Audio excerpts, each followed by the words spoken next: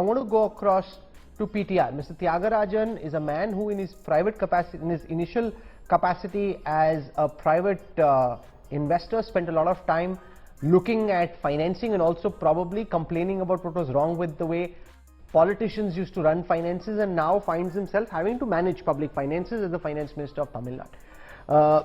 Data suggests, and I'm not just talking about Tamil Nadu, I'm talking about the country per se, that state after state in a very acute level of financial distress, states like Punjab, Rajasthan, Bihar, Kerala, Uttar Pradesh, West Bengal, where the debt to state domestic product ratio is in the early 50s, late 30s. This is deeply problematic, and in the midst of all of that, Indian politics finds itself in a raging debate about freebies.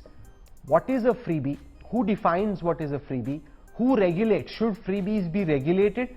If this is such a bad thing, why was the Honorable Prime Minister, the man who flew down from Delhi to Chennai to inaugurate the 25,000 rupee per scooter scheme for the ADMK government, in my opinion, the simple worst freebie that existed in the entire history of Tamil Nadu.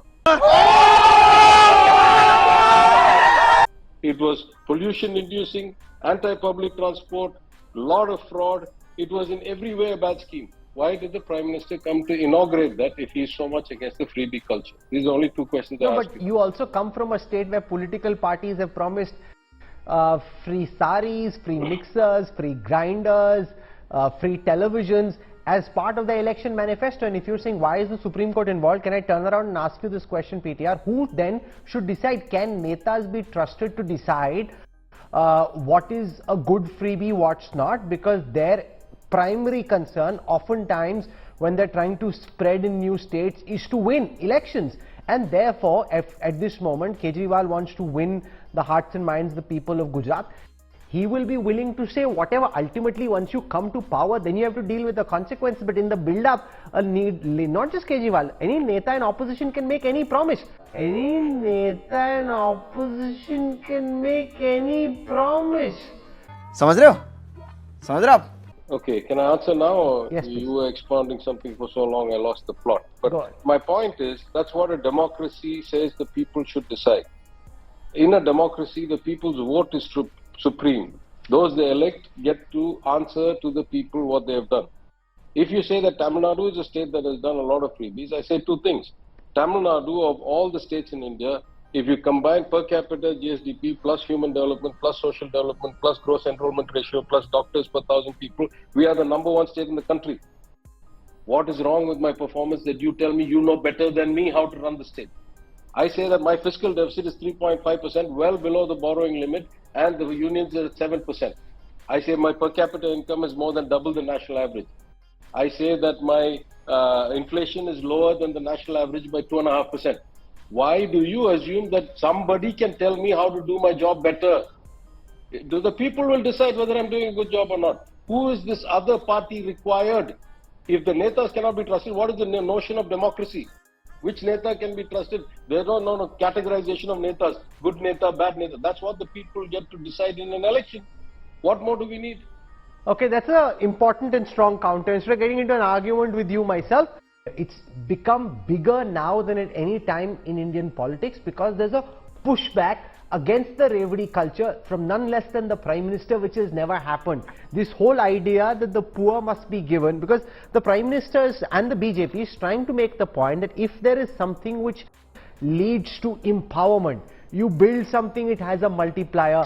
Those are the kind of welfare schemes we should be investing in rather than just subsidies which take care of your immediate requirement but don't build any capacity, whether it is physical capacity or technical capacity or intellectual capacity or ability to work in the future. That's the differentiation the Prime Minister is trying to draw, which is crucial for the government and for Indian politics at this juncture.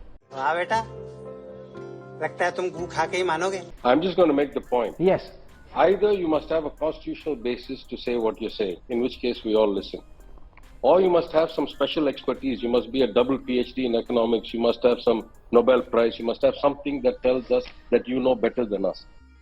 Or you must have a performance track record that shows that you have grown the economy wonderfully, that you have brought down the debt, that you have increased the per capita income, that you have created jobs, then we say, oh, we listen. When neither of these is true, why should we listen to somebody's view? What makes that the gold standard? What makes that the word of God? I'm a believer. I believe in God. I don't believe that any man is God. Why should I take somebody's perspective? The election gave me the right to do what I'm supposed to do. My chief minister gave me a job to do. I'm doing it well. I'm outperforming the union government by a lot. I guarantee I'll continue to do that for the next 3 years. We are huge net contributors to the union exchequer. Huge. 1 rupee goes from us, we hardly get 35, 33 paisa back. What more is it you want me to do? Why should I listen? On what basis? Do you have a constitutional basis? No. Are you a financial expert? No. Do you have a Nobel Prize? No. Have you performed better than us? No. On what basis should I change my policy for you? Is this some like extra constitutional diktat that's coming from heaven? What are you talking about?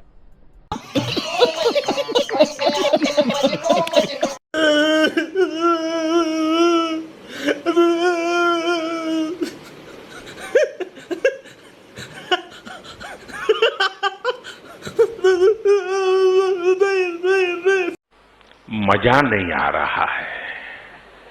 हम करते हैं प्रबंध, आप चिंता मत करें। अरे एक बार ये जो चोर लुटेरों के पैसे विदेशी बैंकों में जमा है ना, उतने भी हम रुपये ले आए ना, तो भी हिंदुस्तान के एक एक गरीब आदमी को मुफ्त में 15-20 लाख रुपए यूं ही मिल जाएगा। कितने रुपये? अच्छा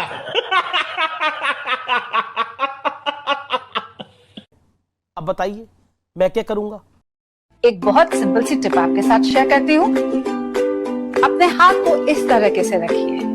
if you look at this from your side, आपका लेफ्ट हैंड आपको बी के जैसे दिखेगा और राइट हैंड आपको डी के जैसे दिखेगा।